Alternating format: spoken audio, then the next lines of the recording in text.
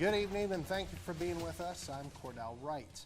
A new form of scam has been recognized in Sioux Falls. Parker Brown looked into one family's story of how a scammer tried to use Facebook to take their money. He brings us our top story tonight. Scammers will do just about anything to get money from you. They'll call you, they'll email you, and now a family in Sioux Falls is alerting the public to a house rental scam on Facebook Marketplace. Kylie Ernesti and Timothy Kubik started their search for a new place to live because, unlike their apartment, a house would give their daughter space to run and play. That's when they encountered a reasonably priced home in Sioux Falls on Facebook. We were talking about setting up a time to view the place. She said it would have to be after her current tenants moved out. We eventually even saw a lease too, up until she started stressing urgency with paying the deposit. That's when things seemed fishy.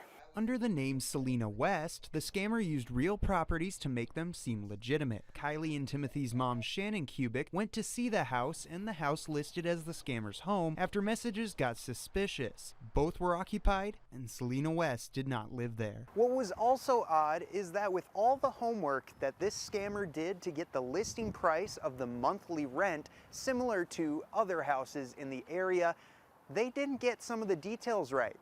They said that this home right here had a fenced-in yard. To Kylie, the scam feels targeted. Listed her listing as like affordable for a small family, couple looking to start out. I feel like she was purposely advertising for vulnerable groups of people that need those things. Shannon tried to bring the scam to the police's attention. They handed her a tiny slip of paper with directions to make a report online. She became frustrated with the process. You can't file it under theft because it wasn't theft.